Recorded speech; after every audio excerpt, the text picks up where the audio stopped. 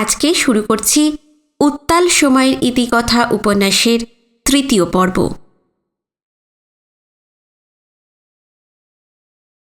Port Blair থেকে 50 mile দূরের এই জেফ্রি পয়েন্টে অন্ধকার নেমে গিয়েছিল অনেকক্ষণ আগেই। সেই সঙ্গে নেমেছে গাঢ় কুয়াশা। এখন শুক্লপক্ষ, আকাশে পূর্ণ চাঁদের মায়াবী আলো। অন্ধকার আর কুয়াশার স্তরগুলো ভেদ করে চুঁইয়ে চুঁইয়ে সেই আলো এসে পড়েছে দক্ষিণ আন্দামানের এই সৃষ্টি ছাড়া ভূখণ্ডে। 3 দিকে উঁচু উঁচু পাহাড়ের মাথায় হাজার বছরের আদিম অরণ্য, অন্যদিকে যতদূর চোখ যায় ধু ধু দিগন্ত অবধি সমুদ্র, অফুরান বঙ্গোপসাগর। অন্ধকার আর কুয়াশা মাখানো জ্যোৎস্না চারপাশের চরাচরকে অপার কোনো রহস্যে যেন মুড়ে সারা দিন হৈ হৈ করে খাটাখাটুনির পর ওরাও অপার ক্লান্তিতে বিছানায় শরীর ঢেলে দিয়েছে। বিশ্বজিৎ রাহার মাঝারি ধরনের ঘরটিতে টেবিলের ওপর ঝুঁকে লিখে চলেছে বিনয়। টেবিলের এক কোণে একটা ঝকঝকে কাচের বড় লণ্ঠন জ্বলছে। আরও একটা লণ্ঠনও রয়েছে, সেটা ঝুলছে সিলিং থেকে। 2 লণ্ঠনের উজ্জ্বল আলোয় ঘর ভরে গেছে। এই ঘরের 2টো তক্তপোষে পুনর্বাসন দপ্তরের একজন কর্মী বিছানা পেতে মশারি টাঙিয়ে দিয়ে গিয়েছিল। একটা বিছানায় মশারির ভেতর শুয়ে শুয়ে ক্রাইম স্টোরি পড়ছেন বিশ্বজিৎ। তিনিই ডিটেকটিভ গল্পের আবার পোকা। অন্য বিছানাটা ফাঁকা। লেখা শেষ হলে বিনয়ও সেখানে শুয়ে পড়বে। ঘরের 4 কোণায় 4টে পেতলের সরায় মশা মারার তেজি ধূপ পুড়ছে। এই বিজন অরণ্যে লক্ষ কোটি মশা আর বাড়িয়া পোকা দিবা রাত্রে ঝাঁক বেঁধে টহল দিয়ে বেড়ায়। রাত্রিরে তাদের উদ্যমটা 100 গুণ বেড়ে যায়। তারা টের পেয়েছে জেফ্রি পয়েন্টে নতুন মানুষ এসেছে। মানুষ মানেই তো টাটকা সুস্বাদু রক্ত। বিনয়ের টেবিলের সামনের বড় জানালাটা খোলা। ওরা ঘরে এসে ঢুকতেই বাড়িয়া পোকা আর মশাদের দঙ্গলগুলো ঢুকে আসছিল, কিন্তু ধূপের উগ্র ঝাঁঝে ফিরে ফিরে যাচ্ছে। কিন্তু যাদের এনার্জি বেশি, ভিতরে এসে হাত পা সুর ডানা ঝাঁকাতে ঝাঁকাতে দমবন্ধ হয়ে শেষ হয়ে যাচ্ছে। ঘরের এধারে ওধারে মরা পোকা আর মশাদের ডাঁই। পরশু দুপুরে বিশ্বজিৎ পোর্ট ব্লেয়ারে ফিরে যাবেন। তার হাতে নতুন ভারতের জন্য অন্তত 2টো প্রতিবেদন তৈরি করে দিতেই হবে। আজ রাত্রিরে একটা লেখা শেষ না করলেই নয়। সেই সঙ্গে লিখতে হবে 3টে চিঠি। বাকি প্রতিবেদনটা কাল এক ফাঁকে লিখে ফেলবে। বিশ্বজিৎ সেগুলো পোর্ট ব্লেয়ার থেকে প্লেনে কলকাতায় পাঠিয়ে দেবেন। একসময় প্রথম রিপোর্টটা শেষ হলো। খিদিরপুর ডক থেকে 1000 খানেক উদ্বাস্তু নিয়ে SS মহারাজা জাহাজে রওনা হওয়ার পর থেকে পোর্ট ব্লেয়ারে পৌঁছনো পর্যন্ত অনুপুঙ্খ বিবরণ গুছিয়ে লিখেছে বিনয়। দীর্ঘ সমুদ্র যাত্রায় আতঙ্কে উদ্বাস্তুদের দিশেহারা হয়ে যাওয়া, তাদের মৃত্যু ভয়, তাদের বুঝিয়ে সুঝিয়ে ভরসা দিয়ে শান্ত করা, উত্তাল সমুদ্রে ভয়াবহ সাইক্লোনের মুখে পড়া, কোনো কিছুই বাদ যায়নি। লেখাটা বেশ বড়ই হলো, পুরো 11 পাতা। আগাগোড়া সেটা পড়ে 2-4টে শব্দ পাল্টে 3-4টে প্যারা কেটে নতুন করে লিখল বিনয়। মনে হলো রিপোর্টটা ভালোই দাঁড়িয়েছে। আন্দামানের প্রথম প্রতিবেদনটা যে নতুন ভারতের পাঠকদের উৎসুক করে তুলবে তা নিয়ে বিনয়ের কোনো সংশয় নেই। ভিতরে ভিতরে তৃপ্তি বোধ করল সে। একটা লাগসই হেডিং দিতে হবে। খানিকক্ষণ ভেবে প্রথম পাতার মাথায় বড় বড় অক্ষরে লিখে ফেলল, উত্তাল কালাপানি পেরিয়ে উদ্বাস্তুদের আন্দামান যাত্রা। তারপর কাগজগুলো গুছিয়ে পিন দিয়ে গেঁথে টেবিলের এক পাশে রাখল। ঘাড় গুঁজে একটানা কলম চালিয়েছে, তাই একটু ক্লান্তই লাগছিল বিনয়ের। পিঠটা পেছন দিকে হেলিয়ে জানালার বাইরে তাকালো সে। সন্ধ্যের পর থেকে যেমনটা দেখেছিল তার কোনো হেরফের নেই। ঘোলাটে চাঁদের আলো, কুয়াশা আর অন্ধকারে দক্ষিণ আন্দামানের পাহাড় অরণ্য জুড়ে সেই অন্তহীন নিশতি। কিছুক্ষণ আগেও সমুদ্রের দিক থেকে জোর হাওয়া দিচ্ছিল। হঠাৎ হাওয়ার তেজ পড়ে গেছে। বঙ্গোপসাগরের লক্ষ কোটি ঢেউ বাতাসের ধাক্কায় পাড়ে এসে বিপুল গর্জনে অবিরল ঝাঁপিয়ে পড়ছিল। এখন সেই আওয়াজও থেমে গেছে। কোনো এক অদৃশ্য ম্যাজিশিয়ান জাদুকাঠি ছুঁয়ে আচমকা যেন জেফ্রি পয়েন্টের সব শব্দ থামিয়ে দিয়েছে। রাত্রিবেলা আদিম প্রকৃতির নিস্তব্ধ খাঁজের ভেতর বসে থাকতে থাকতে কেমন যেন গা ছমছম করে। কয়েক মিনিট বাইরে তাকিয়ে থাকার পর সুটকেস থেকে চিঠির কাগজ খামটাম বার করে নিল বিনয়। আপাতত 3টে চিঠি লিখতে হবে। একটা নতুন ভারতের চিফ রিপোর্টার প্রসাদ লাহিড়িকে, একটা আনন্দকে, আর একটা সুধাকে। চকিতে মনে পড়ে গেল ঝুমাকেও একটা চিঠি লিখতে হবে। ঝিনুক নিরুদ্দেশ হয়ে যাবার পর তার জীবন জুড়ে যে ধুধু শূন্যতা নেমে এসেছিল, সেই ফাঁকটা তো ঝুমাই ধীরে ধীরে ভরিয়ে তুলেছিল। ঝুমা এক পরমাশ্চর্য মেয়ে, যেন কোনো মায়া কাননের পরী। কি যে তীব্র সম্মোহন তার! এসরাজে ছট টানার মতন তার হাসি, তার কণ্ঠস্বরে হালকা ঝঙ্কার, নিটোল ফুলদানির মতো গ্রীবা বাঁকিয়ে আধবোজা চঞ্চল চোখে তাকানো, তার সারা শরীর থেকে উঠে আসা উগ্র সুগন্ধ বিনয়কে আচ্ছন্ন করে ফেলত। অন্যদিকে ছিল ঝিনুক, চিরদুঃখী মেয়েটার শান্ত করুণ মুখ, বিষাদ মাখানো চোখের তাকানো, তার নিঝুম বসে থাকা, তার সঙ্গোপন যাতনা, সব মিলিয়ে এমন এক শক্তি ছিল যা দিয়ে বিনয়কে নিজের কাছে ধরে রেখেছে। ঝুমা তার সমস্ত মাদকতা দিয়েও তাকে পুরোপুরি কেড়ে নিতে পারেনি। কিন্তু ঝিনুক নিখোঁজ হওয়ার পর উদ্ভ্রান্তের মতো কলকাতা এবং মহানগরের চারপাশে 25-30 মাইল দূর অবধি ঘুরে ঘুরেও তার সন্ধান পাওয়া গেল না। সেই সময় অফুরান মমতায় পাশে এসে তো দাঁড়িয়েছিল ঝুমা। যে মেয়ে পুরুষের রক্তে তুফান তোলে, জাদুকরির মতন আঙুলের ডগায় তুলে তাকে নাচায়, এ যেন সেই ঝুমা নয়। কি প্রগাঢ় মায়া সেই ঝুমার, কি অনন্ত সহানুভূতি! তাই অনেক দ্বিধাদ্বন্দ্ব কাটিয়ে বিনয় শেষ পর্যন্ত নিজেকে ঝুমার হাতেই সঁপে দিয়েছে। কিন্তু কে জানতো আন্দামানের রস আইল্যান্ডে ঝিনুকের সঙ্গে আবার দেখা হয়ে যাবে? না, তাকে তো ভোলা যায়নি।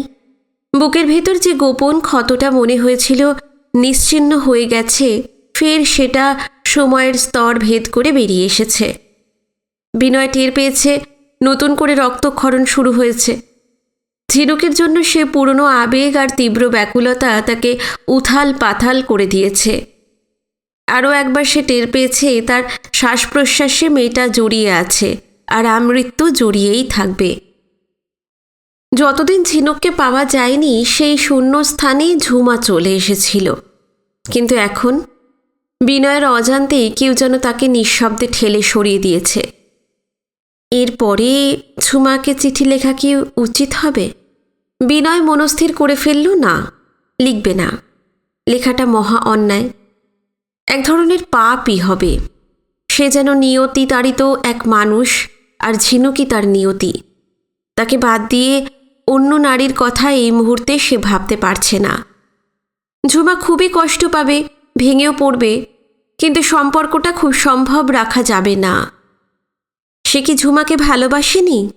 বেসেছে। দুঃখের দিনে, সংকটের সময় সে যখন চুরমার হয়ে যাচ্ছিল, ঝুমা পাশে এসে তাকে ধসে পড়তে দেয়নি।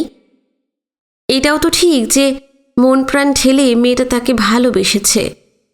কিন্তু যে রস আইল্যান্ডে ঝিনুককে দেখার পর বিনয়ের মনে হয়েছে জীবনের প্রথম নারীটি তার 32 নারী ধরে টান দিয়েছে, তারপর থেকে ঝিনুক ঝুমার কাছ থেকে প্রবল টানে উপরে নিয়ে গেছে তাকে।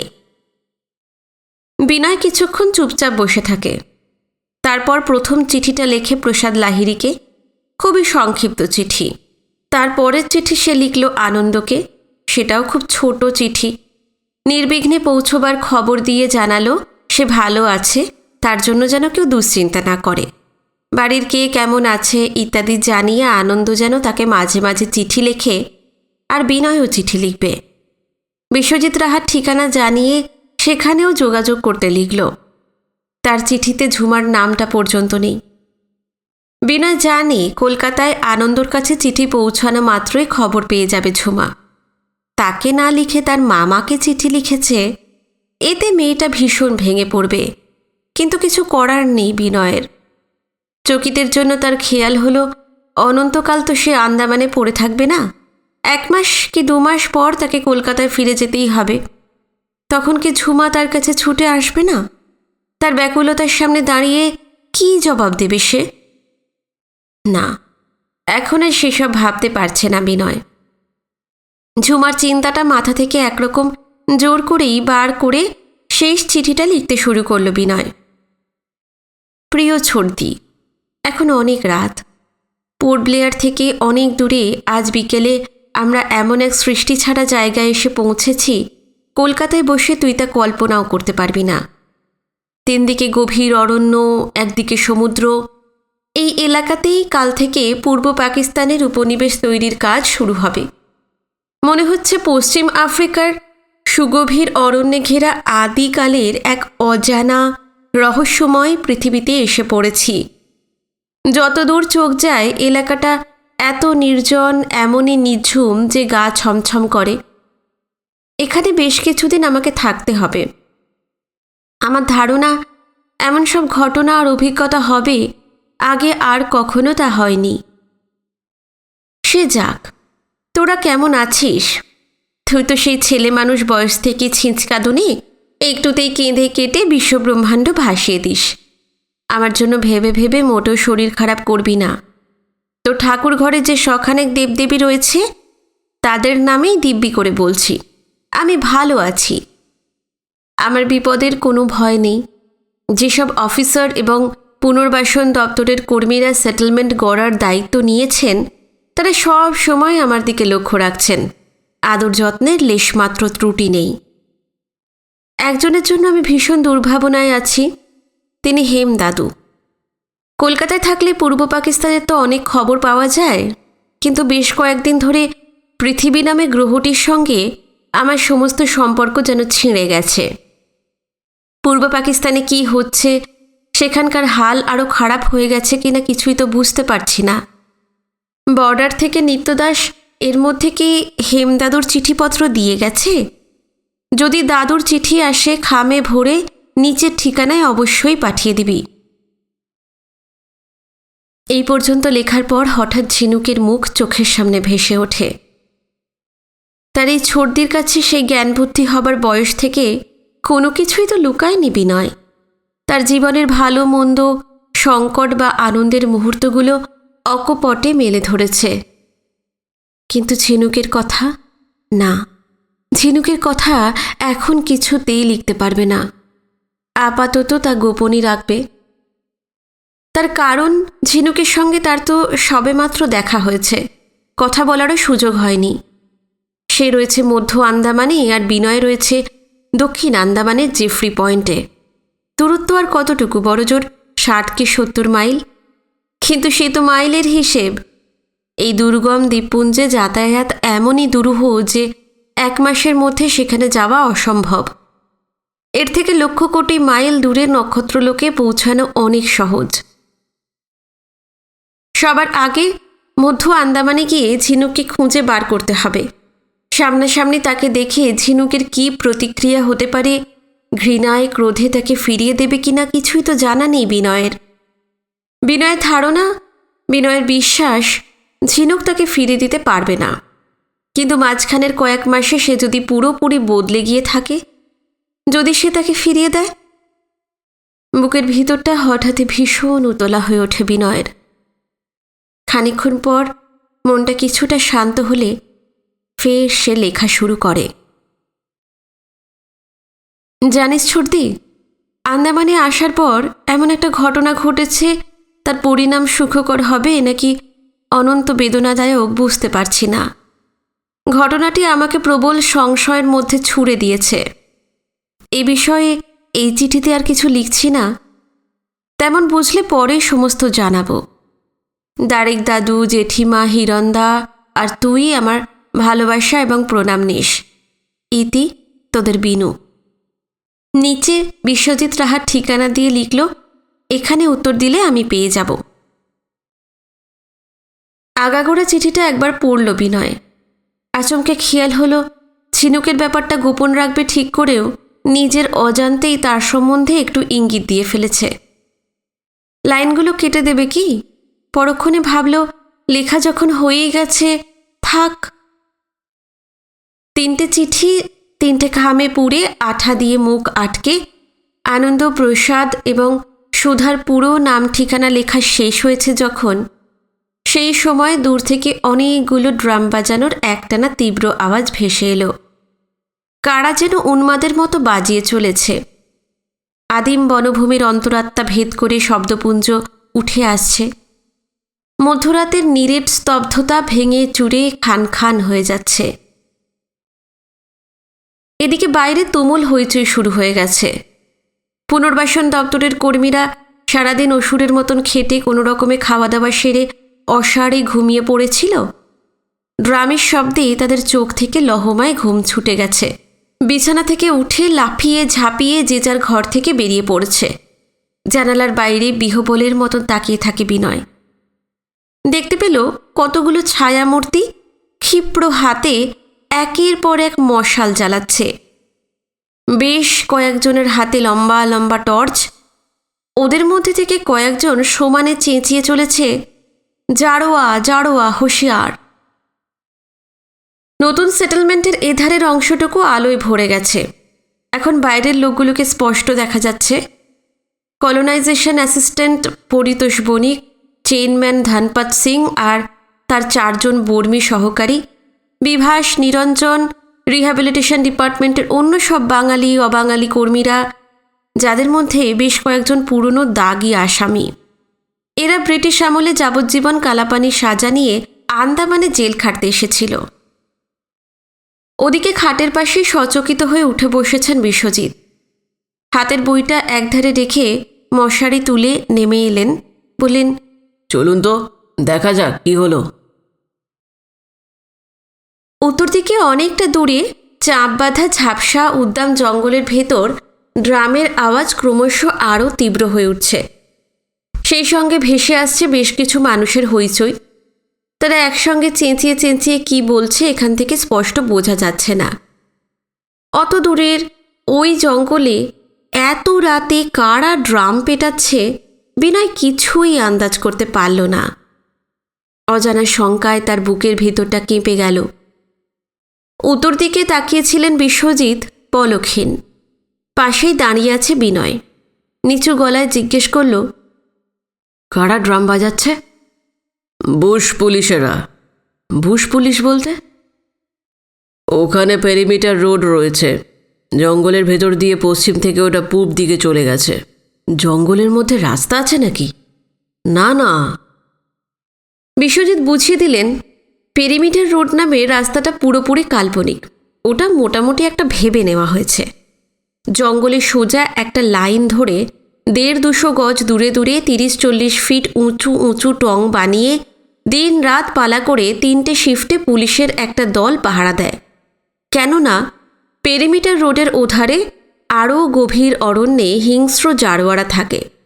মাঝে মাঝেই তারা এ ধারের পুরনো পেনাল কলোনি আর যেসব নতুন রিফিউজি সেটেলমেন্ট বসেছে সেখানে হানা দেয়। ওরা হয়তো মনে করে আন্দামানের সব জঙ্গলের অধিকার একমাত্র তাদেরই। সেখানে অন্য কেউ এসে থাকুক একেবারেই তা চায় না। এইসব অনুপ্রবেশকারীকে তাড়াতেই তাদের অবিরত সশস্ত্র হানাদারি। ওদের গতিবিধির ওপর সর্বক্ষণ নজর রেখে চলেছে বুশ পুলিশ। তীর, ধনুক বা অন্য ধরনের অস্ত্রশস্ত্র নিয়ে যখনই তারা সেটেলমেন্টগুলোর দিকে আসতে থাকে, ড্রাম পিটিয়ে হল্লা করে বুশ পুলিশ সবাইকে সতর্ক করে দেয়। খুব সম্ভব আজ জারোয়াদের গতিবিধি লক্ষ্য করে তারা ড্রাম বাজিয়েই চলেছে। ধনপত কাছেই দাঁড়িয়েছিল। এগিয়ে এসে বলল, আগে যাকার দেখুঙ্গা। হ্যাঁ দেখো, বিশ্বজিৎ বললেন। মশাল হাতে 2 জন সঙ্গীকে নিয়ে ধনপত তক্ষুনি উত্তর দিকে জোরে জোরে পা চালিয়ে দিল। নয়া সেটেলমেন্টের খানিকটা অংশ বিশাল বিশাল গাছ কেটে ঝোপঝাড় নির্মূল করে বনবিভাগের কর্মীরা সাফ করে রেখেছিল।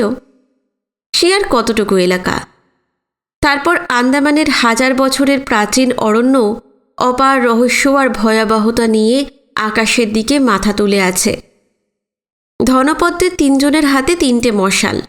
ফাঁকা জায়গাটা তারা সবে পেরিয়েছে, তখনই দেখা গেল 8-10 জন হাট্টা কাট্টা চেহারার বুশ পুলিশ হাতে বন্দুক জঙ্গল ভেদ করে ঊর্ধ্বশ্বাসে দৌড়তে দৌড়তে বেরিয়ে এসে ধনপদ্মের দেখে থমকে দাঁড়িয়ে পড়ল। তাদের চোখে মুখে উত্তেজনা, ত্রাস। ধনপদ্মের সঙ্গে ওরা কিছুক্ষণ কথা বলল, তার এক বর্ণও শুনতে পেল না বিনয়েরা। একটু পরেই দেখা গেল বুশ পুলিশের দলটাকে নিয়ে ধনপদরা ফিরে এলো। বুশ পুলিশরা প্রায় সবাই বিহার আর পাঞ্জাবের লোক। চাকরি নিয়ে দুর্গম দ্বীপে চলে এসেছে। বিশ্বজিৎ ওদের চেনেন। পুলিশের দলটাও তাকে খুব ভালো করে চেনে। জিজ্ঞেস করলেন, ডিউটি ছেড়ে তোমরা পালিয়ে এলে কেন? বিনয় লক্ষ্য করল বিশ্বজিতের কপাল কুঁচকে গেছে। পুলিশরা ঘাঁটি ছেড়ে চলে আসায় তিনি খুবই বিরক্ত। পুলিশরাও হাই মাই করে তরবরিয়ে একসঙ্গে কথা বলতে শুরু করলো। ফলে বিরাট একটা হট্টগোলের সৃষ্টি হলো। গলা চড়িয়ে ধমকের সুরে বিশ্বজিৎ বললেন, हल्ला गुल्ला मत करो, एक साथ नहीं, एक एक करके बात करो। একজন সিপাহী শিখের দিকে আঙুল বাড়িয়ে বলল, तुम बोलो, आहिस्ता आहिस्ता, हड़बड़ के नहीं। শিখ জানালো তারা পেরিমিটার রোডে টঙের মাথায় বসে অন্য দিনের মতোই জারোয়া এলাকার দিকে নজর রাখছিল। আচানক দেখতে পেল দূর থেকে জঙ্গলিরা তীরধনুক ইত্যাদি মারাত্মক হাতিয়ার নিয়ে সেটেলমেন্টের দিকেই আসছে। নয়া আদমিরা অর্থাৎ পূর্ব পাকিস্তানের উৎখাত মানুষেরা বন জঙ্গল কেটে এখানে কলোনি বসাতে এসেছে যে তা তারা টের পেয়ে গেছে। এই এলাকায় বাইরের লোকজন এসে পাকাপাকিভাবে থাকুক সেটা তাদের আদৌ পছন্দ নয়। তাই জারোয়াদের মতলব ছিল মধ্যরাতে হামলা চালিয়ে উদ্বাস্তুদের ভাগিয়ে দেবে। বুশ পুলিশ জারোয়াদের দেখা মাত্রই ড্রাম পিটিয়ে হল্লা বাঁধিয়ে সেটেলমেন্টে সবাইকে হুঁশিয়ার করে দিয়েছে। শুধু তাই নয়, ড্রামের আওয়াজ টাওয়াজ যদি কেউ শুনতে পেয়ে না থাকে, তাই শিখেরা কয়েকজন এখানে দৌড়ে এসেছে। এদিকে লম্বা লম্বা ব্যারাকগুলোতে উদ্বাস্তুরা মরার মতন অসাড়ে ঘুমোচ্ছিল। হইচই শুনে তাদের চোখ থেকে ঘুম ছুটে যায়। বাচ্চা কাচ্চা ছেলে বুড়ো শুদ্ধ 100-5 মানুষ হুড়মুড় করে বাইরে বেরিয়ে আসে। বিনয় লক্ষ্য করল মশালের আলোয় তাদের 3 দিক ঘিরে উদ্বিগ্ন মানুষের সারি সারি মুখ। ভিড়ের ভিতর থেকে হলধর সূত্রধর, মাখন রুদ্রপাল এমনই কয়েকজন ভয়ে ভয়ে সামনে এগিয়ে এলো। দূরে বুশ পুলিশের টঙগুলো থেকে অবিরাম ড্রামের গম্ভীর হাড় কাঁপানো শব্দ ভেসে আসছে। সেই সঙ্গে অরণ্য ভেদ করে আসছে হইচই। হলধর জিজ্ঞেস করে, এই মধ্যরাইতে ঢাকের বাদ্যি কেন ছোটবাবু? হ্যাঁ, মেলা মানুষের চিল্লাইতেও তো আছে। মাখন রুদ্রপাল বলল, এই অসীন দেশে ডরে বুক কাঁপে ছোটবাবু, কোনো বিপদ ঘটল কি? আচমকা বর্মি চেনম্যানদের একজন বলে ওঠে, জড়ো আতা হ্যাঁ, উসে লিয়ে হুঁশিয়ারি দেওয়া হচ্ছে। 1857 মহাবিদ্রোহের পর যুক্তপ্রদেশ থেকে যে বিপ্লবী সিপাহীদের আন্দামানে পাঠানো হয়েছিল, তখন থেকে এখানকার মুখের বুলি হয়ে দাঁড়িয়েছে হিন্দুস্থানি হিন্দি আর উর্দুর মিশেলে এই ভাষা, যা সবাই বলে থাকে। সে বর্মি হোক বা কারেন, কিংবা বাঙালি, তামিল অর্থাৎ মারাঠি, তফাৎ ভারতের সমস্ত প্রদেশের মানুষও। এতক্ষণ 500 মানুষের বিশাল জনতার মুখে চোখে ছিল উৎকণ্ঠা। লহমায় সেখানে আতঙ্ক ফুটে বেরুল। শোরগোল জুড়ে দিল তারা, আরে গরমেন আমাকে মারতে লইয়া আইসে গো, গরমেন আমাকে মারতে লইয়া আইসে আন্ধারমান দ্বীপে। সমুন্দরে ঝড় তুফানে আসেরা পিছেরি খাইছি, ঢেউগুলান আকাশে তুইলাম, পাতালে নামাইয়া আমাকে দুরমুশ করতে করতে হাড্ডি হুড্ডি সুর সুর কইরা ছাড়ছে। এরপরেও বাইসা আসিলাম, কিন্তু এই জারোর হাত থেকে তো নিস্তার নাই, ওরা আমাকে নিকাশ কইরাই ছাড়বো। হলধর কাঁপা কাঁপা গলায় বিনয়কে বলল, রসদ্বীপ থিকা স্টিমারে পুট বিলানে আসনের সময় জারগো কথা আপনারে কইছিলাম। পাকিস্তানের রাজাকার আর পশ্চিমা মুসলমান গো হাত থিকা কোনো রকমে তো বাপ মায়ের দেওয়া পোরান্ডা লইয়া ইন্ডিয়ায় আইছিলাম ছোটবাবু। আন্ধার মানে আমাগো নিঘাত মরণ, আপনার উপর ভরসা কইরা হে আমরা কই আইলাম। বিনয় বিব্রতভাবে কি উত্তর দিতে যাচ্ছিল, আচমকা ডান ধারে ভিড়ের শেষ মাথায় যে উদ্বাস্তুরা দাঁড়িয়েছিল তুমুল হুলস্থুলো বাঁধিয়ে দিল। জোরে জোরে মাথা ঝাঁকিয়ে উন্মাদের মতন বলতে লাগলো, এইখানে আমরা থাকুম না, আমাগো এই জমের পুরি থিকা অন্যহানে লইয়া যান। বয়স্ক পুরুষগুলোর হইচই শুনতে শুনতে নানা বয়সের মেয়ে মানুষ এবং বাচ্চারা ভীষণ ভয় পেয়ে গেল। তারা ডাক ছেড়ে প্রচণ্ড কান্না জুড়ে দিল। চিৎকার কান্না একটানা শব্দে জেফ্রি পয়েন্টের পাহাড়ে পাহাড়ে ধাক্কা খেতে খেতে মাঝরাতের আবহাওয়াটা উতরোলো করে তুলল। ড্রামের আওয়াজে এবং জারোয়াদের হাতিয়ার হাতে দূরের জঙ্গল থেকে ধেয়ে আসার খবর শুনে বিশ্বজিৎরাও ভীষণ দুশ্চিন্তায় ছিলেন। উদ্বাস্তুদের কান্না এবং চেঁচামেচিতে তারা একেবারে হকচকিয়ে যান। হতচকিত ভাবটা কাটিয়ে উঠতে বিশ্বজিৎদের খানিকটা সময় লাগল। তারপর বিশ্বজিতের সঙ্গে পুনর্বাসন দপ্তরের কর্মীরা উদ্বাস্তুদের বোঝাতে লাগলো তাদের কোনো ভয় নেই, বুশ পুলিশ আছে, পুনর্বাসন এবং কাছাকাছি বন বিভাগের অগুন্তি কর্মী আর ফরেস্ট গার্ড রয়েছে। তেমন বুঝলে পোর্ট ব্লেয়ার থেকে আরও পুলিশ আনা হবে। জারোয়ারা উদ্বাস্তুদের চামড়ায় একটা আঁচড়ও কাটতে পারবে না। কিন্তু কে শোনে কার কথা? তাদের কান্না এবং চিৎকার ক্রমশ আরও উদ্দাম হয়ে উঠতে থাকে। ধনপদ বিশ্বজিতের কাছে এসে বলল খুব চাপা গলায়, এ আদমি লোক কোনো কথা শুনবে না, হুকুম দেন তো থামাতে কোশিশ করি। দেখো, চেষ্টা করে দেখো একবার। ধনপদ উদ্বাস্তুদের দিকে সরে গিয়ে গলার স্বর শেষ পর্দায় তুলে হুঙ্কার ছাড়ে, रिफ्यूज लोग बिल्कुल चुप चुप, रोना चिल्लाना बंद करो। বিনয় আগে শুনেছে 19 বছর আগে 3টি খুন করে যাবজ্জীবন কারাদণ্ডের আসামি হিসেবে কালাপানিতে সাজা খাটতে এসেছিল ধনপদ। এই মধ্যরাতে তার ভেতর থেকে সেই দুর্ধর্ষ কয়েদিটি হঠাৎই বেরিয়ে এসেছে। তার হাঁকানিতে উদ্বাস্তুদের উত্রল কন্নাকাটি লহমায় মিয়ে যায়। কেউ কেউ ভয়ে জিজ্ঞেস করে, যারো বাইরে হইয়া আইছে, অহন আমাগো কি হইব? ডরো মাত, আমরা তো আছি, বাড়িকে চলে যাও, আমরা জঙ্গলি আদমিদের সামলাবো। উদ্বাস্তুরা আর দাঁড়ায় না, যে যার ব্যারাকে ঢুকে পড়ে। কিন্তু ত্রাস তাদের যতটা, কৌতূহল তার চেয়ে লেশমাত্র কম নয়। জারোয়াদের তারা কখনো দেখেনি। ব্যারাকে ঢুকলেও দরজা সামান্য ফাঁক করে অনেকেই রুদ্ধশ্বাসে সন্ত্রস্ত দৃষ্টিতে তাকিয়ে রয়েছে। সশস্ত্র জারোয়ারা সেটেলমেন্ট পর্যন্ত এসে পড়বে কিনা তাই নিয়েও তাদের প্রচণ্ড আশঙ্কা। ওদিকে অদৃশ্য পেরিমিটার রোড থেকে বনভূমি, আকাশ, পাহাড় খান খান করে ড্রামের আওয়াজ যেন আরও প্রবল হয়ে উঠছে। আন্দাজ করা যাচ্ছে জারোয়ারা নিশ্চয়ই গভীর অরণ্যে তাদের বাসস্থানে ফিরে যায়নি। এদিকে বিশ্বজিৎ থেকে চেনম্যান ধনপদ, বুশ পুলিশ কর্মী পরিতোষ, নিরঞ্জন, বিভাস, পুনর্বাসন দপ্তরের সমস্ত কর্মীরা ফাঁকা এলাকাটার ওধারে জঙ্গলের দিকে তাকিয়ে আছে, পলকহীন, প্রায় দম বন্ধ করে নিঃশব্দে। আচমকা চোখে পড়ল সাফ করা জায়গার ওধারের জঙ্গল থেকে আচ্ছা ছায়ামূর্তির মতন একদল আধা উলঙ্গ কালো মানুষ বেরিয়ে এলো। আফ্রিকার নিগ্রয়েডদের মতো কালো কালো চেহারা, 5 ফিটের মতো হাইট, হাতে তীর ধনুক এবং অন্য সব আদিম অস্ত্র। অনেকগুলো মশাল জ্বলছিল ঠিকই, কিন্তু তার আলো অত দূর অবধি পৌঁছয়নি। তবু কুয়াশা থেকে চুঁইয়ে আসা ঝাপসা আলোয় তাদের মোটামুটি দেখা যাচ্ছে। নিশ্চয়ই জারোয়া। এর আগে কখনো জারোয়া দেখেনি বিনয়, তাদের কথা শুনেছে মাত্র। সামনাসামনি তাদের আসতে দেখে বুকের ভিতর ঠান্ডা শিহরণ খেলে যায় তার। জারোয়াদের উদ্দেশ্য পরিষ্কার। দক্ষিণ আন্দামানের এই অঞ্চলে উড়ে আসা আগন্তুকদের তাড়াবার জন্য তারা মাঝরাতে হানা দিয়েছে। বিশ্বজিৎ সকলকে সতর্ক করে দিলেন, খুব সাবধান, জারোয়ারা যেন এখানে না আসতে পারে। একজন বুশ পুলিশ বলল, জরুর, জঙ্গলি লোগোं को रोक दूंगा।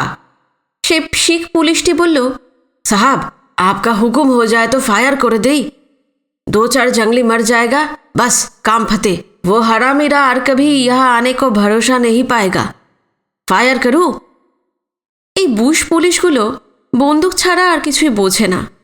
এদিকে সরকার থেকে কড়া নির্দেশ দেওয়া হয়েছে, ভারতবর্ষের পাহাড়বাসী জনজাতি আদিবাসী কারোর গায়ে একটা আঁচড় কাটা চলবে না। নিজস্ব পরিবেশে তাদের নিজের মতো করে বাঁচিয়ে রাখতে হবে। কত ধরনের মানুষ রয়েছে এই সুবিপুল ভূখণ্ডে, তাদের যেভাবেই হোক সংরক্ষণ করতে হবে। এইসব ছোট বড় অসংখ্য জনগোষ্ঠী নিয়েই তো দেশ। অন্য সবার মতো তাদেরও বেঁচে থাকার অধিকার আছে।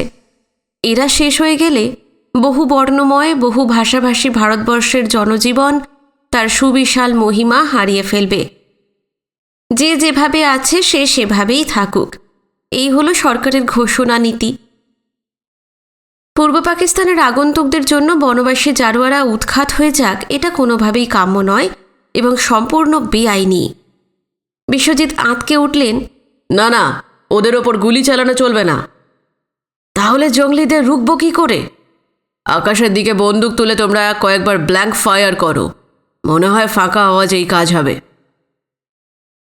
শুধু শিখতেই নয়, যে কজন বুশ পুলিশ নয়া সেটেলমেন্ট অবধি চলে এসেছিল তারা সবাই মাথার ওপর বন্দুক উঁচিয়ে পরপর ফায়ার করতে লাগলো।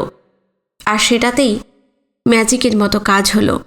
জেফ্রি পয়েন্টের আকাশ এবং বনভূমির নিরেট স্তব্ধতাকে চৌচির করে মুহুর্মুহু যে শব্দ হতে জঙ্গলের আদিম বাসিন্দারা ভীষণ ভয় পেয়ে যায়, খুব সম্ভব অরণ্যের গোপন অন্তঃপুরে থাকলেও বন্দুকের মহিমা তারা জানে। কালো কালো ঝাপসা যে মূর্তিগুলো দেখা গিয়েছিল লহমায় জঙ্গলের ভেতর, তারা উধাও হয়ে যায়। এক ফোঁটা রক্তপাত হলো না, কিন্তু কৌশলে কাজ হাসিল হয়ে গেল। বুশ পুলিশের দলটা জানতে চাইল পেরিমিটার রোডের টঙে তারা ফিরে যাবে কিনা। বিশ্বজিৎ বললেন, আরও কিছুক্ষণ থাকো।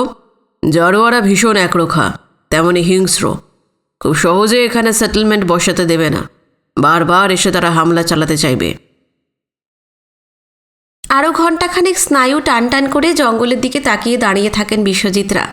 তারপর সবাইকে হুঁশিয়ার থাকতে বলে বুশ পুলিশের দলটাকে পেরিমিটার রোডে পাঠিয়ে বিভাস, নিরঞ্জন, পরিতোষ, ধনপত এবং পুনর্বাসন বিভাগের কর্মীদের জিজ্ঞেস করে, তোমাদের এখানে ক্যানেস্তারা আছে?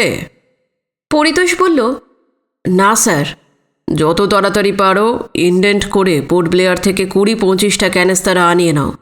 জারোয়ারা এদিকে আসুক বা না আসুক, সন্ধ্যের পর থেকে কয়েকবার ক্যানেস্তারাগুলো পিটিয়ে আওয়াজ করবে।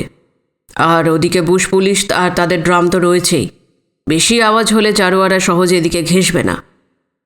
পরিতোষ ঘাড় কাত করে জানায়, বিশ্বজিৎ যা বলেছেন অবিলম্বে তা করা হবে। যাও, এবার গিয়ে শুয়ে পড়ো। আশা করছি আজ রাত্রিরে আর কোনো উৎপাত হবে না। সবাই যে যার আস্তানায় চলে গেল। বিশ্বজিৎ বিনয়কে নিয়ে তার ঘরের দিকে যেতে যেতে লক্ষ্য করলেন উদ্বাস্তুরা কেউ তাদের লম্বা ব্যারাকে শুয়ে পড়েনি। বন্ধ দরজার তলা দিয়ে আলোর রেখা দেখা যাচ্ছে, তার মানে ভেতরে লণ্ঠন চলছে। অনেকের চাপা গলার স্বর ব্যারাকগুলোতে শোনা যাচ্ছে। বোঝাই যাচ্ছে জারোয়াদের এই অতর্কিত হামলাটা তাদের হতচকিত এবং সন্ত্রস্ত করে তুলেছে। নির্ঘাত তাই নিয়ে তাদের কথাবার্তা চলছে। বাকি রাতটা নিশ্চয়ই ওরা ঘুমোবে না, ভয়ে উত্তেজনায় কাটিয়ে দেবে। উদ্বাস্তুদের কথাবার্তা শোনার ভীষণ আগ্রহ ছিল বিনয়ের, কিন্তু সেই সুযোগ পাওয়া গেল না। বিশ্বজিৎ তাকে দাঁড়াতে দিলেন না, সোজা নিজের ঘরে নিয়ে গেলেন। বললেন, শুয়ে পড়ুন, ভোর হতে আর 2-2.5 ঘন্টার বেশি সময় নেই। ঘুমিয়ে নিন, নইলে শরীর খারাপ হবে। বিনয় শুয়ে পড়ল ঠিকই, কিন্তু কিছুতেই ঘুম আসছে না। একটা প্রবল দুর্ভাবনা তার মাথায় চেপে বসেছে যেন। এই যে ছিন্নমূল মানুষের দলটা কাল এসএস মহারাজা জাহাজে আন্দামানে এখানে এসে পৌঁছেছে, সেটাও পুরোপুরি স্বেচ্ছায় নয়। অনেক দ্বিধাদ্বন্দ্ব ছিল মনে। তাদেরকে বোঝানোর কাজটাও বিনয় কম করেনি। সেও উদ্বাস্তুদের মনে প্রচুর ভরসা দিয়েছিল। তাই এদের, বিশেষ করে কাল যারা এসেছে, তাদের সম্বন্ধে কিছু দায় তারও রয়েছে, অন্তত সে সেটাই মনে করে। রস আইল্যান্ড থেকে লঞ্চে পোর্ট ব্লেয়ারে আসার সময় হলধর সূত্রধররা ত্রস্তভাবে বিনয়কে জারোয়াদের কথা বলেছিল, কিন্তু বিনয় তাদের অনবরত সাহস জুগিয়ে গেছে যে জারোয়ারা তাদের মতন জঙ্গলে থাকবে। পুলিশ আছে, অ্যাডমিনিস্ট্রেশনের লোকেরা আছে, যত হিংস্রই হোক জঙ্গলের অভ্যন্তর থেকে বেরিয়ে এসে তাদের লেশমাত্র ক্ষতি করতে পারবে না। কিন্তু আসলে কি দাঁড়ালো? আজ বিকেলে উদ্বাস্তুরা জেফ্রি পয়েন্টে সেটেলমেন্ট বানাতে এসেছে, আর মধ্যরাতের মধ্যেই কিনা জারোয়ারা হানা দিয়ে বসল। জেফ্রি পয়েন্টে এমন একটা অভ্যর্থনার জন্য কেউ প্রস্তুত ছিল না। এখন উদ্বাস্তুরা ভয়ে আতঙ্কে একেবারে বিধ্বস্ত।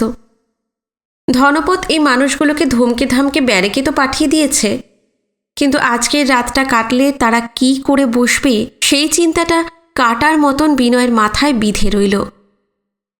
অনেকক্ষণ বাদে হঠাৎ খেয়াল হলো পাহাড়, জঙ্গল, উপত্যকা সব নিস্তব্ধ হয়ে গেছে।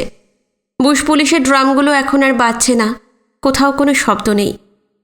তার মানে জারোয়ারা দুর্গম বনভূমিতে তাদের বাসস্থানেই ফিরে গেছে। আর ঠিক সেই সময় দু চোখ জুড়ে ঘুম আসতে লাগলো বিনয়ের। বহু মানুষের হইচই আর উতরলো কান্নার আওয়াজে আচমকা বিনয়ের ঘুমটা ভেঙে গেল। প্রথমটা সে বুঝতে পারল না কোথায় আছে। সামান্য মাথা তুলতেই চোখে পড়ল সারা ঘর ঝকঝকে রোদে ভরে গেছে। শিয়রের দিকে জানালার বাইরে লাইন দিয়ে পাহাড়ের সারি আর নিবিড় জঙ্গল। এখন জোরালো হাওয়া বইছে, কাছাকাছি কোথাও সমুদ্রের ঢেউ আছড়ে পড়ার শব্দ শোনা যাচ্ছে। চকিতে সমস্ত মনে পড়ে গেল বিনয়ের। ধর্মর করে উঠে বসল সে। নিজের অজান্তেই তার নজর চলে যায় পাশের খাটটার দিকে। বিছানা খালি। বিশ্বজিৎ কখন যে উঠে বাইরে গেছেন টের পাওয়া যায়নি। খুব সম্ভব বিনয় ঘুমোচ্ছে দেখে তাকে আর বিরক্ত করেননি। ক্ষিপ্র হাতে মশারি সরিয়ে বিছানা থেকে নেমে পড়ল বিনয়। ঘরের বাইরে যেতেই দেখতে পেল কাল যে উদ্বাস্তুরা এখানে এসেছিল তারা সবাই ব্যারাকগুলোর সামনের ফাঁকা জায়গাটায় উন্মাদের মতো কেঁদে চলেছে আর একসঙ্গে জড়ানো জড়ানো গলায় কী সব বলে চলেছে। এদেরই কান্না আর হইচইতে তার চোখ থেকে ঘুম ছুটে গিয়েছিল। আর তাদেরই সামনে দাঁড়িয়ে বিশ্বজিৎ, নিরঞ্জন, বিভাস, ধনপদ সবাই হাত নেড়ে নেড়ে অবিরল উদ্বাস্তুদের কী সব বুঝিয়ে চলেছেন। ছিন্নমূল মানুষগুলোর তুমুল কান্নাকাটি আর প্রচণ্ড অস্থিরতার কারণটা আজ মোটামুটি বিনয় আন্দাজি করে নিল। পায়ে পায়ে সে জটলাটার কাছে চলে এলো। চমকে উঠে লক্ষ্য করল উদ্বাস্তুরা যে যার মালপত্র বাঁধা চাঁদা করে ব্যারাক থেকে বার করে এনে বাইরে জড়ো করেছে, আর সবাই মাথা ঝাঁকাতে ঝাঁকাতে সমানে বলে চলেছে, আমরা এই জঙ্গলে আর থাকুম না, কিছুতেই থাকুম না এই জঙ্গলে। এখানে থাকলে জারোয়ার হাতে হগলটির মরণ। বাবুরা, আমরা ঠিক কইরা ফেলাইছি কলকাতায় ফিরা যামু, আন্ধার মানে থাকুম না আমরা। নানা বয়সের পুরুষেরা মহিলারা সমানে শোরগোল করছে, আর তাদের সাথে পাল্লা দিয়ে কাঁদছে বাচ্চা কাচ্চার দল। বিনয় ধারণা কাল রাত্রিরে ধনপথের হাঁকডাকে উদ্বাস্তুরা ব্যারাকে গিয়ে ঢুকেছিল ঠিকই, কিন্তু চুপচাপ শুয়ে পড়েনি। নিজেদের মধ্যে পরামর্শ করে সিদ্ধান্ত নিয়েছে আন্দামানের এই মৃত্যুপুরীতে তারা আর এক লহমাও থাকবে না। বিশ্বজিতের ধৈর্যের সীমা পরিসীমা নেই। তিনি ধনপদকে টু শব্দটি করতে না দিয়ে তাদের সমানে বুঝিয়ে চলেছেন। জারোয়ারা হঠাৎই কাল সেটেলমেন্টে চলে এসেছিল, আর যাতে এদিকে না আসতে পারে তার জন্য আরও জোরদার বন্দোবস্ত করা হবে। বুশ পুলিশের সংখ্যা 4-5 গুণ বাড়িয়ে দেবেন। তাছাড়া পুনর্বাসন দপ্তরের কর্মীরা দিনের বেলায় তো বটেই, পালা করে রাত জেগে জেগে দূরের জঙ্গলের দিকে নজর রাখবে। উদ্বাস্তুদের নিরাপত্তায় লেশ মাত্র ত্রুটি রাখা হবে না। কিন্তু কে শোনে কার কথা? বিশ্বজিতের এত ঢালাও প্রতিশ্রুতি উদ্বাস্তুদের এক কান দিয়ে ঢুকে আর এক কান দিয়ে বেরিয়ে যাচ্ছে। তাদের চিৎকার, চেঁচামেচি, কান্নার মাত্রাটা ক্রমশ বেড়েই চলেছে। বিশ্বজিতের সহিষ্ণুতা শেষ নেই। তিনি জিজ্ঞেস করেন, আপনারা তো এখানে থাকতে চাইছেন না, কি করতে চান তাহলে? ছিন্নমূল মানুষগুলোর ভেতর থেকে মাখন রুদ্রপাল সামনে এগিয়ে আসে। হাত জোর করে বলে, আমরা কলকাতায় ফিরা যামু। ফিরে তো যাবেন, কিন্তু বলা মাত্রই তো এখান থেকে ফেরা যায় না। কেন যাইব না? ওই গাড়িগুলান খাড়াইয়া রইছে, ওইগুলানে চাপাইয়া আমাকে পুট বিলাসে লইয়া যান, এইখান থেকে কলকাতা জাহাজে উঠাইয়া দিবেন। বিশ্বজিৎ বুঝে বললেন, সরকারি পুনর্বাসন দপ্তরের নথিতে উদ্বাস্তুদের নাম পাকাপাকিভাবে তুলে আন্দামানে পাঠানো হয়েছে। তাদের জন্য এখানে জমির ব্যবস্থাও করা হয়ে গেছে। নথি থেকে নাম খারিজ করিয়ে এদের কলকাতায় ফেরত পাঠানো সহজ নয়। প্রক্রিয়াটি কার্যকর হতে অনেক সময় লাগবে, কমপক্ষে 5-6 মাস। একবার নাম কাটানোর আর্জি জানালে সরকার মাখন রুদ্রপালদের কোনো রকম দায়িত্ব নেবে না। তারা খাবে কি, কোথায় থাকবে, সরকারি দপ্তরের ব্যবস্থায় উদ্বাস্তুরা এখানে আসতে পেরেছিল, তারাই তাদের আদর যত্ন করে আন্দামানে নিয়ে এসেছিল। ফিরে যেতে হলে নিজেদের পয়সা জাহাজের টিকিট কাটতে হবে। তত পয়সা কি মাখনদের আছে? আরও একটা সমস্যা, কলকাতা থেকে জাহাজে এলে সঙ্গে সঙ্গে ফিরে যাওয়া যায় না। একটানা দীর্ঘ সমুদ্রযাত্রার পর এসএস মহারাজা 3 সপ্তাহ এখানে নোঙর ফেলে থাকে। তারপর ফেরার প্রশ্ন। এই 3টে সপ্তাহ উদ্বাস্তুদের চলবে কি করে? মাখন ভীষণ দমে যায়। কি উত্তর দেবে ভেবে পায় না। তার গা ঘেঁষে দাঁড়িয়েছিল ঢ্যাঙা খয়াটে চেহারার আধবুড়ো একটা লোক, তার নাম লক্ষণ দাস। আদি বাড়ি ছিল পালং থানার তাহেরপুর গ্রামে। সে বলল, স্যার, অন্য কারোরে বুঝি না, আপনাই তো আমাগো সরকার। গভর্নমেন্টের কাগজে আমাগো নাম নুম যা আছে আপনি কাইটে দেন। বিশ্বজিৎ হয়তো একটু আমোদ বোধ করেন। আস্তে আস্তে মাথা নেড়ে বলেন, অত ক্ষমতা আমার নেই। আছে আছে, হ্যাঁ আমরা জানি। বিশ্বজিৎ যে ওদের কাছে ঈশ্বরের মতো সর্বশক্তিমান সেটা বোঝাই যাচ্ছে। হাজারবার অস্বীকার করলেও এই ধারণাটা পাল্টাবে না। বৃথা চেষ্টা না করে তিনি বললেন, নাম না হয় কাটা গেল, তারপর? জাহাজের টিকিট কাটতে তো শুনছি মেলা টেহা লাগে। অত টেহা তো আমাগো নাই। তবে কি? অল্প স্বল্প কিছু পহা আছে। 3 সপ্তাহ হইল 100 দিন। অতদিন পর পর কলকাতা জাহাজ ছাড়ে। অত সময় এখানে থাকুন যাইব না। আপনি দয়া কইরা ফেরনের ব্যবস্থা কইরা দেন। আমি কি ব্যবস্থা করব?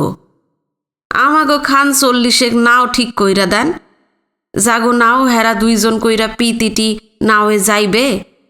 কলকাতায় পৌঁছাইলে হেরা তাগো নাও লইয়া আন্ধার মানে ফিরা আইব। নাও আমরাই বাইয়া লইয়া যামু। নাওয়ের মালিকগো কিছু করণ লাগবো না, এরা খালি বইয়া থাকবো। লোকটা বলে কি? স্তম্ভিত ভাবটা কাটিয়ে উঠতে খানিকটা সময় লাগলো বিশ্বজিতের। তারপর তিনি বললেন, আপনারা নৌকোয় করে সমুদ্র পাড়ি দিতে চান? আমরা পদ্মা মেঘনার দেশের মানুষ। 10-12 বছর বয়স থেকে আলিশান গাং পাড়ি দিয়া এত বড় হইছি। পারুম না কেন? আপনাদের মাথাগুলোই খারাপ হয়ে গেছে। পদ্মা মেঘনা আর সমুদ্র কি এক জিনিস হলো? লক্ষণের গা ঘেঁষে আরও অনেকেই রয়েছে। তাদের একজন হলো রসময়শীল। যথেষ্ট বয়স হয়েছে, 60-এর উপরে। সে বলল, তা সমুদ্র আর কত বড় হইব? পদ্মা মেঘনা ধলেশ্বরী থেকে 2-3 গুণ কি বেশি হইব? হ্যার বেশি তো নয়। আমরা ঠিকই পাড়ি দিয়া চইলা যাইতে পারুম। আপনারা খালি নাও জুটাইয়া দেন তো। নিরঞ্জন বিভাস পুনর্বাসন দপ্তরের কর্মীরা অসহিষ্ণু হয়ে উঠছিল। নিরঞ্জন বলে উঠল, পোলাপানের লাখান কথা কইয়েন না দাসমশাই। যে উদ্বাস্তুরা জেফ্রি পয়েন্টে এসেছে তাদের সবাইকে তো সে চেনেই, তাদের নামও জানে। বলতে লাগলো, পদ্মা মেঘনা কালাবদর ধলেশ্বরী আইডল খাঁ এমন হাজার হাজার নদী এক লগে করলেও সমুদ্রের এক কোণার সমান হইব না। হ্যাঁ ছাড়া আন্দামানে আহনের সময় ঝড় তুফানের মুখে তো পড়ছিলেন, মনে নাই? 3 মাইল 4 মাইল জুইরা একখান ঢেউ আকাশতরি উঠা যায়। অত বড় মহারাজা জাহাজখানেরে মোসার খোলার লাখান নাচাইয়া ছাড়ছিল। তাইলে ছোট ছোট নাওয়ের কি হাল হইব ভাইবা দেখেন। আর ঝড় তুফান লাগবো না, এমনি সমুদ্রে যা ঢেউ থাহে আন্দামান থেকে 500 হাত দূরেও যাইতে হইব না। হ্যাঁ ঢেউ নাওগুলারে আসার মাইটা ডুবাইয়া দিব। এই সমুদ্রে লাখে লাখে হাঙর ঘুরতে আছে। সিধা এতগুলো মানুষ তাকে ফলার হইয়া যাইবেন। আরে আসল কথা খানি তো মাথায় আসিল না। আন্দামানে নাও পাইবেন কই আপনারা? লক্ষণ অবাক বিস্ময়ে জিজ্ঞেস করে, কেন এইখানে নাও নাই?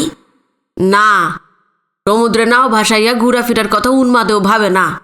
এখানে হুদা লঞ্চ, স্টিমার, মোটর বোট কি জাহাজ। দাসমশাই, আপনারা নাওয়ে কইরা কলকাতায় ফিরনের চিন্তা ছাড়েন। পাগলেও এমনটা ভাবে না। লক্ষণ দাস যখন নৌকোয় সমুদ্র পাড়ি দেবার কথা বলছিল সেই সময় বাচ্চাগুলো আর কিছু মেয়ে মানুষদের কান্নাকাটি থেমে গিয়েছিল। খয়া খয়া উদ্বাস্তু পুরুষগুলো শোরগোল করছিল না। আশায় আশায় সবাই বিশ্বজিৎদের কাছে এসে জড়ো হয়েছিল। যখন জানা গেল নৌকো পাওয়া যাবে না, কলকাতায় ফিরে যাবার ভাবনাটা নেহাতি দুরাশা, তারা একেবারে মুষড়ে পড়ে। মাখন রুদ্রপালের কণ্ঠমণিটা ঘন ঘন ওঠানামা করছিল। সে ভয়ে ভয়ে জিজ্ঞেস করে, তাইলে কি এই জঙ্গলে যারো গুহাতেই আমাগো মরণ লিখা আছে? আপনি কি কন ছোটবাবু? এতক্ষণ সামান্য দু একটা কথা বলা ছাড়া প্রায় নীরবই থেকেছে বিনয়। সরকারি আমলা কর্মীরা যখন উদ্বাস্তুদের বুঝিয়ে সুঝিয়ে শান্ত করতে চেষ্টা করছে, সেখানে তার মতন একজনের মুখ খোলা ঠিক নয়। কিন্তু হলধর মাখনের মতো উদ্বাস্তুরা যাদের সঙ্গে সে কাল আন্দামানে এসেছে, তার ওপর ওদের অনেক আশা ভরসা। বিনয় যা বলল তা এই রকম। রাজাকার মুসলিম লীগ আর পশ্চিমা মুসলমানদের অবিরল উৎপাতে আতঙ্কগ্রস্ত মাখনরা 14 পুরুষের ভিটে মাটি থেকে উচ্ছেদ হবার পর কলকাতায় এসেছে। তারপর শিয়ালদা স্টেশন, কেউ কেউ ত্রাণ শিবিরে দমবন্ধ করে নরককুণ্ডে ক্ষয়ে ক্ষয়ে শেষ হয়ে যাচ্ছিল। এই আন্দামানে এসে তারা একটা সুযোগ পেয়েছে। এখানে পরিবার পিছু 7 একর করে জমি মিলবে। যতদিন না জমি থেকে ফসল উঠছে, সরকার থেকে ক্যাশ ডোল পাওয়া যাবে। এখানে স্কুল হবে, স্বাস্থ্যকেন্দ্র গড়ে উঠবে। পূর্ব পাকিস্তানে যা যা হারিয়ে এসেছে, এখানে পুরোটা না হলেও অনেকটাই তো পাওয়া যাবে। কলকাতায় পচে গলে বউ ছেলে মেয়ে নিয়ে মরে যাওয়ার থেকে সেটা কি কাম্য নয়? যে চরম ক্ষতি তাদের হয়ে গেছে, তার অনেকটাই বঙ্গোপসাগরের এই দ্বীপপুঞ্জে পূরণ হয়ে যাবে। তাছাড়া আরও একটা বিরাট সমস্যা রয়েছে। ধরা যাক আন্দামানে পুনর্বাসনের তালিকা থেকে নাম কাটিয়ে পরের জাহাজেই কি তার পরের জাহাজে জেদ ধরে হলধররা চলে গেল। যদিও সেই আশা নেই বললেই চলে, কেননা জাহাজের টিকিট কেনার পয়সা তাদের নেই। তবুও কোনো রকমে চলে গেল। কিন্তু সেখানে গিয়ে থাকবে কোথায়? রিলিফ ক্যাম্পগুলো তো তাদের জন্য ফাঁকা পড়ে নেই। তাই জারোয়াদের হামলার ভয় তারা যদি চলে যায়, তাদের এদিকেও যাবে ওদিকেও যাবে। সরকারি কর্তারা মিথ্যে স্তোক দেননি। জারোয়ারা যাতে তাদের গায়ে আঁচড় কাটতে না পারে, তার ব্যবস্থা তো হয়েই যাচ্ছে। আতঙ্কের কোনো কারণ নেই। উত্তেজনায় ত্রাসে কিছুক্ষণ আগেও উদ্ভ্রান্তের মতো কাঁদছিল উদ্বাস্তুরা। এখন একেবারে চুপ হয়ে গেছে। প্রথমে বিশ্বজিৎ, তারপর নিরঞ্জন, তারপর বিনয়, একে একে সবাই যেভাবে সমস্ত পরিস্থিতিটা বুঝিয়ে দিয়েছে, তাতে নতুন করে তারা চিন্তা ভাবনা শুরু করেছে। সত্যি তো, আন্দামান দ্বীপপুঞ্জে যখন তারা এসেই পড়েছে, এখান থেকে পেরুবার তো উপায় নেই। মাখন রুদ্রপাল বলল, আপনি গো হগল কথা শুনলাম। যা যা কইলেন সেগুলান উড়াইয়া দেওয়ান যায় না, জব্বর সমস্যায়। তবু বিনয় কিছু বলতে যাচ্ছিল, কিন্তু তার আগে বিশ্বজিৎ জিজ্ঞেস করলেন, তবু কি? আমরা নিজেগো মধ্যে একটু পরামর্শ কইরা লই সাহেব। হগলে কি কয় শুই না আপনাকে কাছে আমাগো মত জানাইয়া দিতে আসি। ঠিক আছে, তাই জানান। মাখন হলধর আর আরও কয়েকজন বয়স্ক উদ্বাস্তুকে সঙ্গে করে খানিক দূরে ডালপালাওয়ালা বিশাল একটা গাছের গুঁড়ির আড়ালে গিয়ে বসল। প্রায় ঘণ্টাখানেক নিজেদের মধ্যে আলোচনা চলল, তারপর ফিরে এলো। বিশ্বজিৎরা সবাই ঠায় দাঁড়িয়েছিলেন। তারা যেন ঠিকই করে ফেলেছেন যে যে সংকট দেখা দিয়েছে, সেটা সুরাহা না হওয়া অবধি এক পাও নড়বেন না।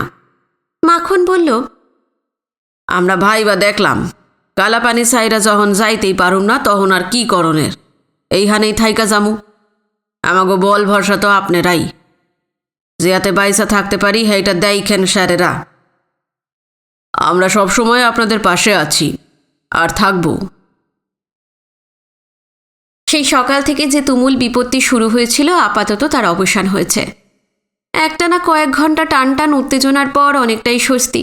বিশ্বজিৎরা বেশ আরামই বোধ করলেন। সূর্য মাথার ওপর উঠে এসেছিল। এই দ্বীপপুঞ্জে রোদ বাতাস সবই অপর্যাপ্ত এবং প্রবল। দূরে সমুদ্রের দিকে তাকানো যাচ্ছে না। কলোনাইজেশন অ্যাসিস্ট্যান্ট পরিতোষ পায়ে পায়ে বিশ্বজিতের কাছে এসে দাঁড়ালো। নিচু গলায় বলল, স্যার, একখান কথা জিগাই। জারোয়াদের নিয়ে যে ঝঞ্ঝাটটা তৈরি হয়েছিল, সেটা থেকে মুক্ত হয়ে বেশ হালকাই লাগছিল বিশ্বজিতের। লঘু সুরে বললেন, জিগাও। সকালের খাওয়ানেরটা ভোরেই বানানো হইয়া গেছিল। যারও আগোতা ফালে কারোরই খাওয়া হয় নাই। অহন কি করা? সকাল থেকে কারোর পেটে এক ফোঁটা জলও পড়েনি। সেটা খেয়াল ছিল না বিশ্বজিতের। তিনি ব্যস্ত হয়ে পড়লেন। আরে তাই তো, এখন তো দেখছি 1:45 বাজে। এখন আর সকালের খাবার দিয়ে কি হবে? দুপুরের জন্য রান্নাবান্নার কিছু ব্যবস্থা হয়েছে নাকি তোমরা এখানেই সেই সকাল থেকে দাঁড়িয়ে আছো? না স্যার, আমি রান্ধনের লোকজনরে পাঠাইয়া দিছি, মাঝে মধ্যে গিয়া দেই খাওয়াইছি, আর ৮ ঘন্টার ভিতরে পাক শেষ হইয়া যাইব। পরিতোষকে খুব একটা কাজের মানুষ বলে মনে করতেন না বিশ্বজিৎ। তার কর্মকুশলতার সম্পর্কে তার ধারণা তেমন উঁচু ছিল না। সেটা এখন অনেকটাই বদলে গেল। না, এত ঝামেলা ঝঞ্ঝাটের মধ্যেও সে আসল কাজটা ভোলেনি।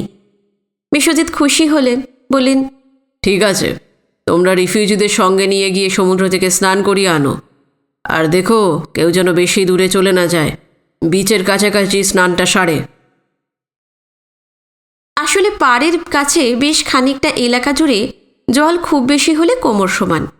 তারপর থেকেই গভীর সমুদ্র শুরু হয়েছে, আর সেখানে হাঙরের দঙ্গল হন্যে হয়ে ঘুরছে। নিরঞ্জন বলল, হ্যাঁ স্যার, আমাকে খেয়াল আছে। কাইল রিফিউজিকে দূরে যাইতে দেয় নাই তো, কিনারের কাছে লামাইয়া স্নান করাই আনছি। বলে বিভাস এবং অন্য কয়েকজন কর্মীকে সঙ্গে নিয়ে উদ্বাস্তুরা যেখানে জটলা করছিল সেখানে গিয়ে তাদের তাড়া লাগায়। এদিকে বিশ্বজিৎ বিনয়কে সঙ্গে নিয়ে নিজের ঘরের দিকে যেতে যেতে বললেন, ওই চই শুনে সেই ভোরবেলা রিফিউজিদের কাছে চলে এসেছিলাম, এখনও মুখ টুক ধোয়াই হয়নি। এতক্ষণ প্রচণ্ড এক্সাইটমেন্টের মধ্যে ছিলাম, খিদে তেষ্টা কিছুই পাইনি। এখন মনে হচ্ছে পেটে হুতাশন জ্বলছে। চলুন ব্রাশ ট্রাশ করে স্নান সেরে খেয়ে নিই। বিনয়ও টের পাচ্ছিল খিদেটা তার পেটের ভেতর অনবরত ছুঁচ ফুটিয়ে চলেছে। সে হাসল। পরক্ষণেই কি মনে পড়তে ব্যগ্রভাবে বলে ওঠে, আসল কাজটাই কিন্তু আজ করা হলো না। কি বলুন তো? আজ থেকেই তো রিফিউজিদের জমি মেপে বিলি করার কথা ছিল। হ্যাঁ ছিল তো, কিন্তু কাল রাত্রির থেকে যা হুজ্জুত গেছে, তাতে আজ জমি বিলির প্রক্রিয়াটা শুরু করা একেবারেই অসম্ভব। ইনফ্যাক্ট ব্যাপারটা আমাদের মাথাতেও আসেনি। আজকের বাকি দিনটা রাত্রিটা যদি ভালো ভালো কাটে, কাল থেকে জমি দেওয়া হবে।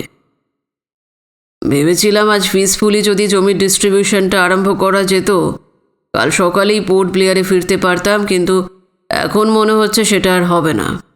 আরও 2-1 দিন এখানে থেকে যেতে হতে পারে। ওদিকে পোর্ট ব্লেয়ারে একটা কেস পেন্ডিং রয়েছে, আমি না গেলে সেগুলোর হিয়ারিং জাজমেন্ট সব বন্ধ থাকবে। কিন্তু কি আর করা, এখানকার ব্যাপারটা তো ভীষণই আর্জেন্ট, একে টপ প্রায়োরিটি দিতে হবে। বিশ্বজিৎ যে এই জেফ্রি পয়েন্টের সেটেলমেন্টে আরও কটা দিন থাকবেন, তার সঙ্গ যে পাওয়া যাবে, এতে খুব খুশি হলো বিনয়। সে উত্তর দিল না। বিশ্বজিৎ একটু ভেবে আবার বললেন, আমার একটা অনুরোধ আছে। হ্যাঁ বলুন। জারোয়াদা যে কাল রিফিউজিদের ওপর হামলা করতে এসেছিল, কাইন্ডলি এটা রিপোর্টে লিখবেন না। বুঝতেই তো পারছেন, রিফিউজিরা মেনল্যান্ডে রয়েছে, এই আইল্যান্ডে তারা এমনিতেই আসতে চায় না। তার ওপর এইসব খবর পড়ে আরোই আসতে চাইবে না। কিছুক্ষণ চুপ করে থাকে বিনয়, তারপর দ্বিধা সুরে বলে, কিন্তু হ্যাঁ আমি বুঝতে পারছি, একজন অনেস্ট সাংবাদিক হিসেবে যা ঘটেছে সেটাই আপনার পাঠককে জানানো দরকার, কিন্তু আপনিও ভেবে দেখুন। বিনয় উদ্গ্রীব তাকিয়ে থাকে, কোনো প্রশ্ন করে না আর।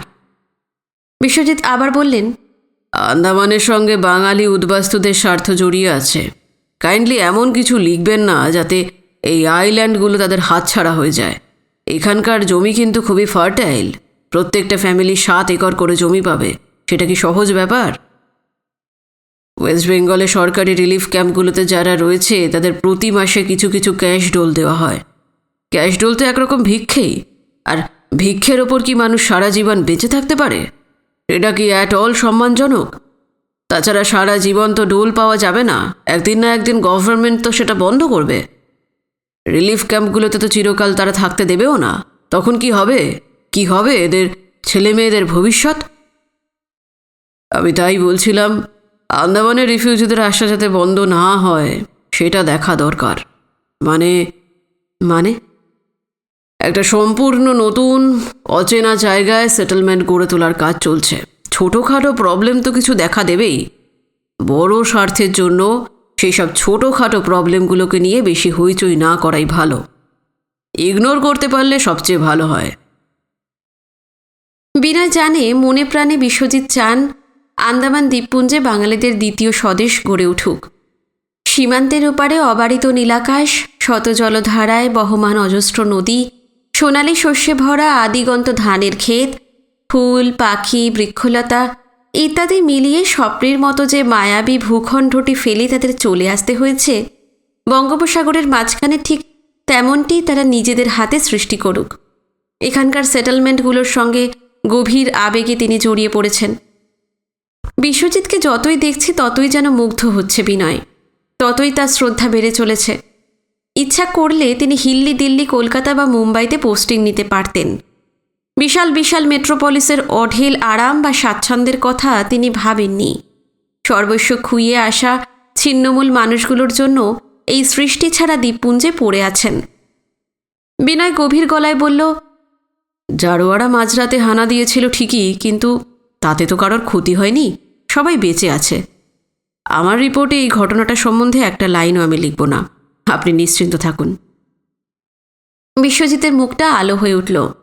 তিনি সম্পূর্ণ দুশ্চিন্তামুক্ত।